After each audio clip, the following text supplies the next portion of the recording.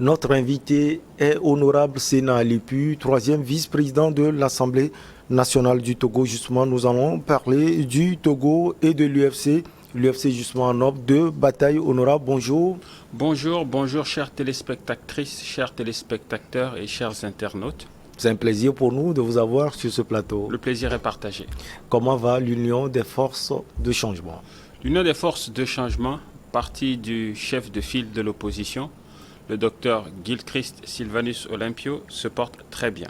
Alors, vous avez parlé du docteur Gilchrist Olympio. Comment lui, il va?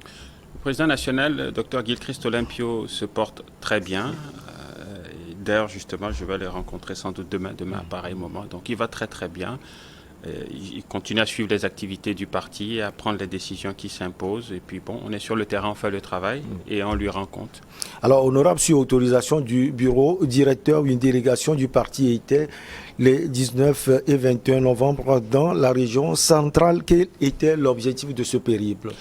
C'est un exercice auquel nous nous livrons depuis 2019. Il s'agit essentiellement d'un exercice de reddition de comptes. Reddition de comptes, pas aux populations dans ce cas-ci, compte tenu de l'état d'urgence sanitaire, mais nous sommes allés voir les hauts cadres de notre parti dans les différentes fédérations de la région centrale.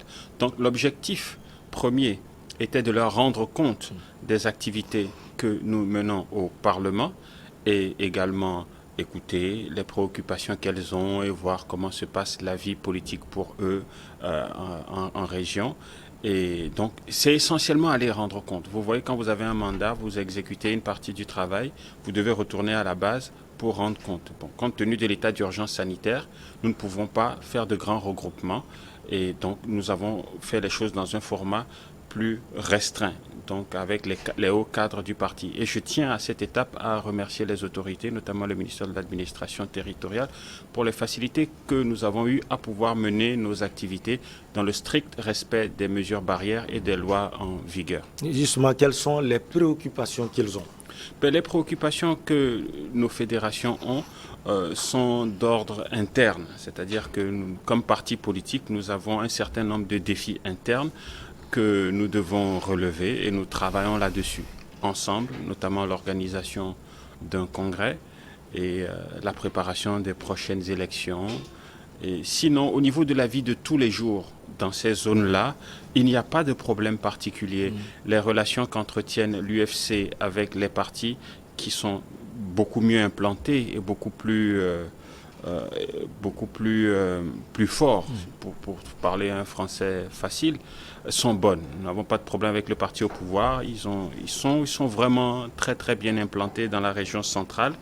Et nous aussi, nous sommes allés voir les nôtres qui ont une présence beaucoup plus modeste, mais une présence importante quand même, et qu'il faut entretenir et grandir petit à petit, petit à petit. Donc, leurs préoccupations sont d'ordre vraiment interne à la base. Alors, est-ce qu'à partir de leurs préoccupations honorables, elles ont eu à faire des propositions?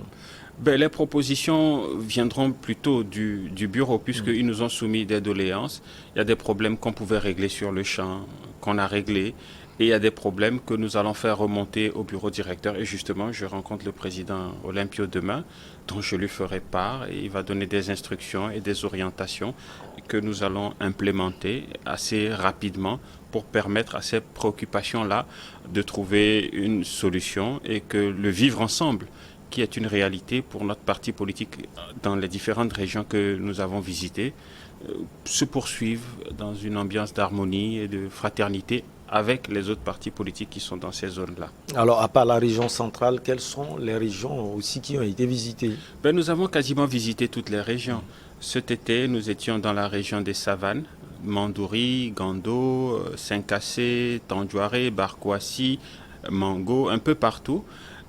Nous avons également déjà fait la région des plateaux, à l'exception de Haho et Moyen-Mono. Et la région maritime aussi, c'est déjà balayé. Donc en réalité, il ne reste que la région de la Kara. Donc on va essayer de voir quand, si les circonstances le permettent, rapidement le faire. Donc je tiens à préciser que nous ne sommes pas en campagne électorale et que nous n'allons pas voir les populations directement. Nous allons juste voir nos structures qui sont là. Et comme vous le savez, pour tout parti politique, il y a des zones où vous êtes plus populaire que d'autres. Mais nous sommes un parti d'implantation nationale. Donc par principe d'équité et dans une volonté de progresser, même si les progressions sont modestes dans certaines zones, nous devons faire le tour et voir tout le monde, écouter tout le monde et aider ce que nous pouvons aider, tout en étant conscient que le rapport de force n'est pas le même. Ouais. Vous allez dans une zone comme Blita, qui est, je crois, un des fiefs du parti au pouvoir. Nous avons eu à peine une dizaine de personnes en termes d'affluence, et c'est une autre ambiance. Ils nous ont accueillis avec des chants guerriers, des schémas d'il y a 20-30 ans. Et on a dû leur expliquer que les amis, maintenant la musique a changé, la danse a changé, maintenant nous sommes dans une dynamique d'apaisement. Maintenant il faut travailler et que même si nous n'avons pas comme parti politique d'élus dans la zone, les élus de cette zone sont les élus de tout le monde.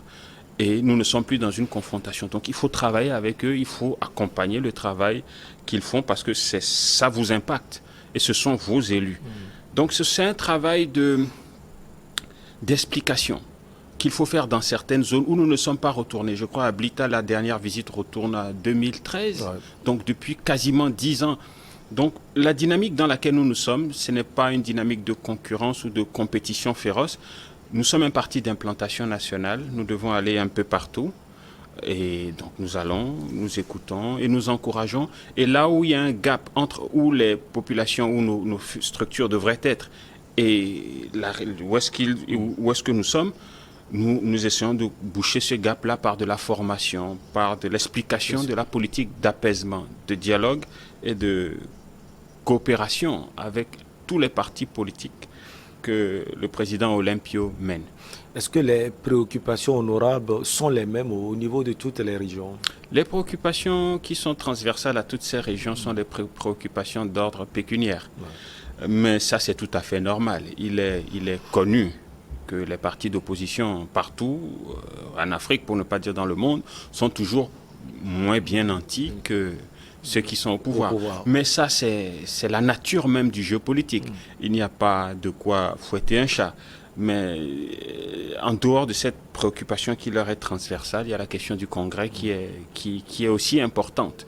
Et qui, donc, pour permettre aux partis d'avoir des structures qui sont à jour vis-à-vis de la loi, à jour vis-à-vis de leurs bases et de nos statuts.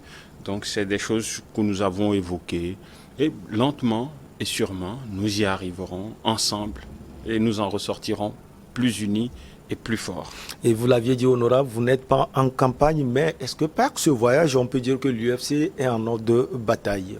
Non, nous ne sommes pas en ordre de bataille. Il y a tout un changement dans notre approche politique qu'il faut vraiment expliquer aux gens. Il n'y a pas une bataille contre quelqu'un ou contre quelque chose. La seule bataille, à notre avis, aujourd'hui, qui vaille la peine d'être menée, c'est la bataille contre la pauvreté, je préfère même dire la bataille pour le développement du pays. Nous considérons que nous avons accusé déjà beaucoup de retard dans des luttes politiques stériles et qu'il y a une période pour la compétition politique électorale. C'est les périodes électorales. Pendant cette période, il y a un débat d'idées, idées contre idées, projet contre projet. On présente chacun aux populations ce qu'on veut apporter comme approche ou ce qu'on va faire si nous sommes en capacité.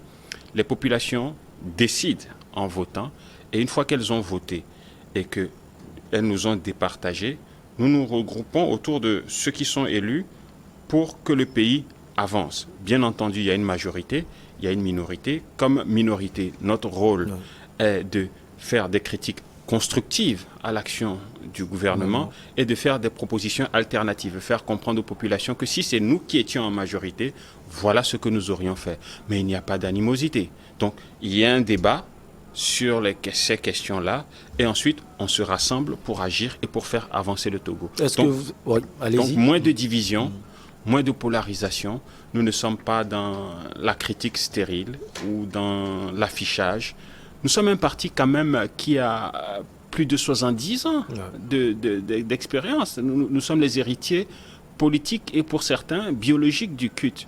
Et à cette profondeur historique que nous avons, il faut ajouter le fait que, contrairement à la plupart des autres partis politiques qui s'agitent souvent dans les médias, sur les médias, nous sommes un parti qui a une culture du gouvernement. Nous avons été au gouvernement pendant 9 ans.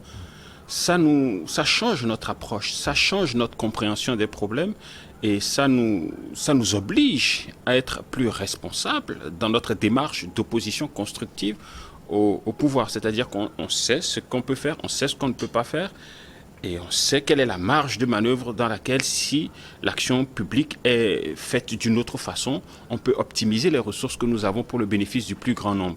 Et donc c'est dans ce spot, dans cet espace qu'il y a, que nous essayons de travailler. Et donc c'est pourquoi vous entendrez beaucoup, on disait, cela, ce n'est plus vraiment l'opposition parce qu'ils n'insultent pas.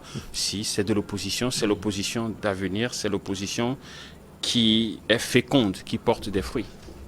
Alors, lors de votre dernier passage ici, honorable, vous avez dit que vos relations avec les autres partis de l'opposition sont parfaites au bon point. Est-ce que ces relations sont toujours au bon point des mois plus tard? Absolument. Nous avons de très très bonnes relations avec le parti au pouvoir. Nous avons de très bonnes relations avec les autres partis politiques. La preuve, vous ne verrez aucun parti vraiment nous attaquer sur les réseaux sociaux et nous ne sommes partie prenante à aucune discussion stérile sur qui est quoi, qui a fait quoi, qui a pris de l'argent, qui n'en a pas pris. Nous sommes au-dessus de la mêlée. Nous sommes chefs de file de l'opposition et quand bien même l'opposition au Togo, elle est plurielle, c'est-à-dire que nous ne sommes pas dans une posture de nous sommes plus grands ou plus forts que les autres, mais nous disons que nous avons un rôle à jouer pendant 5 ans qui est de coordonner l'action de l'opposition. Nous respectons nos collègues, ils ont des compétences que nous n'avons pas. Je pense ici à nos aînés de l'ANC, du NET, PDP. Non, le PDP, ce sont nos frères. Bon, quand bien même le président Tama est mon aîné, ce sont nos frères. Je pense à tous ces partis, nous le voyons plus comme une équipe de football. Celui-là est attaquant, celui-là est ailier, celui-là est défenseur. Il y a ailier gauche et ailier droite. Donc 2 ailiers, mais ils ne font pas la même chose. Donc chacun a un rôle spécifique. Et nous, comme chef de file de l'opposition, je peux dire que nous sommes le gardien de but, le dernier rempart, hein, si on peut le dire ainsi. Donc nous n'attaquons pas. Numéro 1, comme tout gardien de but qui se respecte. Vous avez parlé des partis politiques, mais vous n'avez pas parlé de la dynamique Monseigneur Kpodjiro, même si ce n'est pas un parti politique, honorable. C'est une force Ça va politique. entre vous. C'est une force politique conséquente. Je pense qu'ils ont obtenu un score honorable. On parle de 19%, chiffre qu'ils contestent. Lors des récentes élections présidentielles. Les résultats que la Cour constitutionnelle a prononcés disent qu'un Togolais sur 5 vote à Gbéomé. Donc c'est un acteur important pour qui j'ai du respect. On a de très bonnes relations personnelles qui sont historiques. Hein. Je veux dire, c'est comme un père pour moi. Sauf que, nous sommes sur un champ politique et en ce moment, nous n'avons pas la même lecture de la situation et de ce qu'il faut faire. Pour autant, j'ai beaucoup de respect pour les gens de la dynamique Monseigneur Kpodjiro et ils font ce qu'ils ont à faire. Alors, on va également parler de l'hémicycle. Vous êtes le 3e vice-président de l'Assemblée nationale. Quelles sont les différentes lois adoptées ces derniers temps, justement dans l'hémicycle honorable? Au niveau de l'hémicycle, je pense que dans le cadre d'une émission de 30 minutes, ça va être difficile d'aller dans les détails. Mais pas plus tard qu'hier, nous venons de modifier la loi organique sur la HAC, Haute Autorité audiovisuelle de la communication. Avant cela, on a fait la même chose pour la Cour des comptes. On a prorogé l'état d'urgence, on a voté la loi sur l'assurance maladie universelle, on a modifié le code électoral et la loi sur les manifestations publiques. Donc comme l'émission est courte, j'ai cité en vrac ces lois, mais je veux vous dire que l'Assemblée nationale est une institution qui se modernise sous la houlette de son Excellence, Madame la Présidente de l'Assemblée nationale, Madame Yawa Djiboli Tchegan. Il y a des chantiers importants qui sont en cours pour moderniser l'administration. Et tous ces textes que j'ai cités sont disponibles sur le site de l'Assemblée nationale. Vous allez sur Google, vous tapez Assemblée nationale Togo, ça va vous mener sur le site de l'Assemblée nationale. Vous pouvez consulter les textes même que nous avons adoptés dans leurs détails, aller vraiment lire, aller dans les détails. Et nous sommes disponibles pour répondre à toute question parce qu'il s'agit de notre intérêt à tous. Nous travaillons pour le plus grand nombre. Alors, sur chacune de ces lois, quelle est la position de l'Union des forces du changement? Pour tous ces textes que je viens de citer particulièrement, nous avons voté favorablement parce que comme j'ai eu à le dire à plusieurs reprises par le passé, nous avons été à ces élections en 2018 sur la base d'un programme de gouvernement. Donc à la base, nous avions des choses que nous avons proposées aux populations pour qu'elles nous donnent une majorité pour les exécuter. Donc c'est ça qui nous sert de repère. C'est-à-dire que quand un texte arrive, quand bien même c'est le parti UNIR qui l'emmène, nous regardons en quoi c'est en adéquation avec notre programme. Si c'est en adéquation avec notre programme, nous votons pour. Bien entendu, après avoir amendé quand c'est nécessaire, parce que parfois il y a des textes que nous n'amendons même pas. Donc quand c'est nécessaire, on amende, mais si ce n'est pas nécessaire, on accompagne, parce que c'est en adéquation avec ce que nous avons déjà prévu. Mais en toute honnêteté, notre programme n'est pas aussi complet que celui du parti au pouvoir. Il faut être honnête et dire la vérité aux populations. Donc il y a des choses qu'il n'y a pas dans notre programme, qui arrivent quand même sous forme de projet de loi. Quand ça arrive, avec nos collègues de l'opposition parlementaire, qui, je le rappelle, est plurielle, et de la majorité, en commission, nous regardons, nous travaillons, et nous essayons de voir où est l'intérêt des Togolais. Qu'est-ce que les Togolais vont gagner dans cette affaire-là? Si ça leur est profitable, on le fait, et il n'y a pas de problème. Honorable, à part les lois qui y sont votées, quelles sont les autres activités parlementaires organisées ces temps? Il y a des activités de différentes natures. Il y a des activités de terrain qui se font parti politique par parti politique. Comme là, nous sommes allés voir nos fédérations. Vous verrez peut-être que dans le même temps, un parti comme UNIR, lui, est sur le terrain, peut-être pour faire des dons de bancs aux écoles et tout cela. Donc, nous menons des activités de terrain, chacun selon son agenda, ses priorités et ses moyens. Donc, ça, c'est d'un côté. Nous faisons du renforcement de capacité pour les députés. Alors, nous avons eu un atelier de formation sur la budgétisation sensible au genre. Nous avons eu la semaine passée un séminaire de formation organisé par l'Assemblée parlementaire de la francophonie sur les fake news, diffusion de fausses nouvelles, les libertés par rapport aux diffusions de fausses nouvelles, donc budgétisation sensible au genre, fake news. Il y en a un troisième qui m'échappe un tout petit peu, mais qui va me revenir. Donc, ne vous inquiétez pas, à la fin de l'année, si prête à Dieu et si les circonstances le rendent possible, peut-être dans une émission plus longue d'1 à 2 heures, comme ça se fait parfois dimanche, nous allons faire le bilan de l'année et mettre en exergue ce que nous avons fait et aussi parler de ce que nous n'avons pas pu faire et donc de ce qui reste à faire. Donc toujours dans cette mentalité de reddition de comptes, parce qu'une fois que nous aurons fini la session budgétaire, nous serons en vacances parlementaires et assurément nous retournerons sur le terrain rendre compte aux populations de l'usage du mandat qu'elles nous ont confié. Honorable, si vous le permettez, on va parler également de l'actualité nationale marquée d'abord par l'arrestation de Jean-Paul Omolo, ce membre actif de la dynamique Monseigneur Gbodjoro, et l'accès des lieux de culte qui est conditionné par le pass vaccinal ou un test PCR, c'est à partir du 3 décembre à venir. D'abord, l'arrestation de Jean-Paul Omolo, vous le connaissez? Je ne le connais pas. Que pensez-vous de son arrestation, honorable? Je pense la même chose que vous. Je pense quoi alors? Je pense la même chose que vous, c'est-à-dire que je vais dire que les charges qui pèsent contre lui sont lourdes. On ne peut plus. On ne peut plus lourdes. Je pense aussi que il est assez isolé en ce moment. C'est-à-dire qu'il est dans une dynamique révolutionnaire où il a tenu un certain nombre de propos. Si vous regardez sans doute ces pages, que je ne regarde pas. Je n'ai jamais suivi une seule de ces vidéos, pour être honnête avec vous. Mais je suis sûr qu'il y a beaucoup de gens qui aiment, et qui vont liker, qui vont l'encourager. Donc on le pousse à faire des choses qui, au regard de la loi, sont possiblement répréhensibles.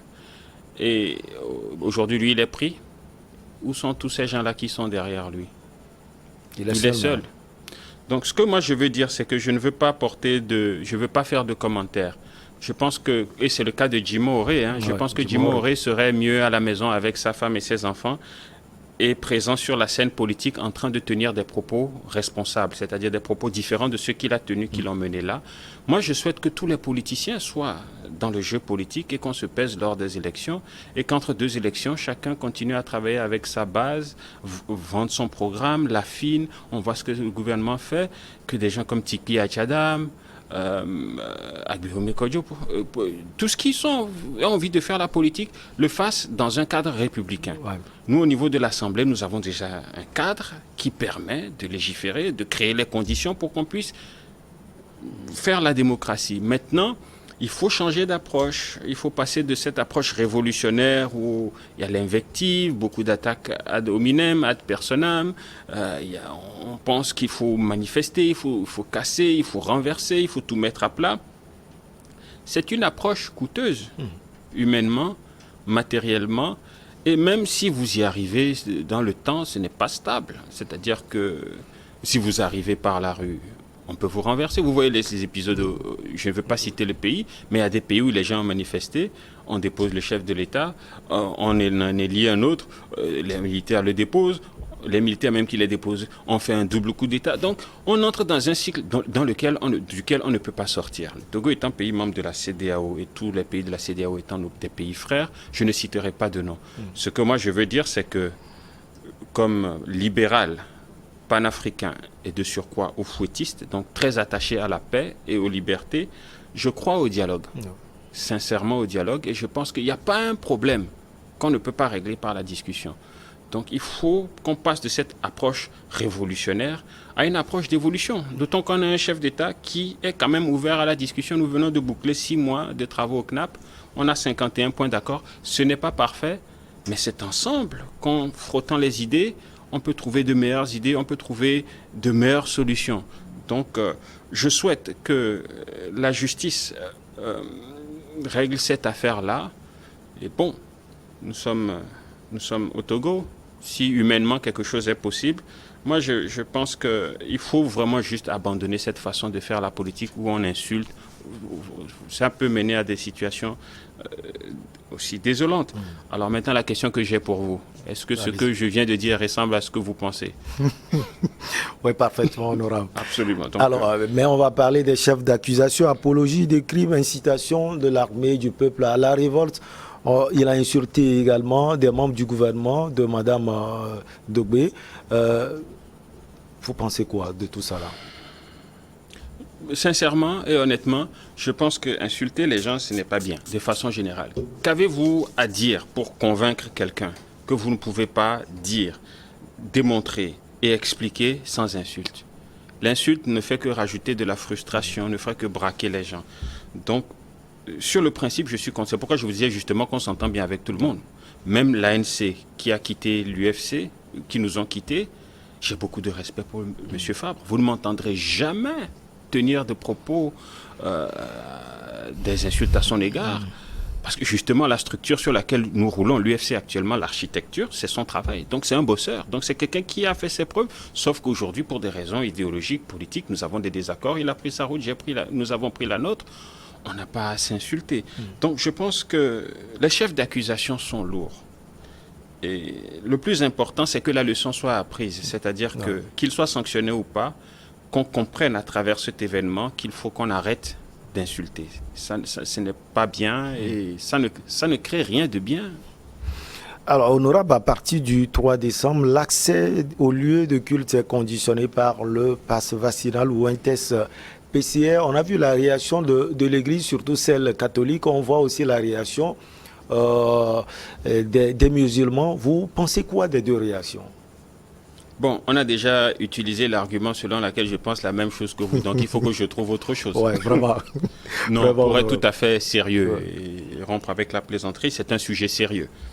Je pense que le dialogue doit se poursuivre entre le gouvernement et les autorités religieuses pour arriver à un consensus. Parce que c'est une question de sécurité sanitaire aussi, hein, quelque part. Donc, le gouvernement prend des mesures qui parfois sont impopulaires et qui portent des fruits, hein, parce qu'en l'espace d'un mois, on est passé de 4900 cas à près de 100 maintenant.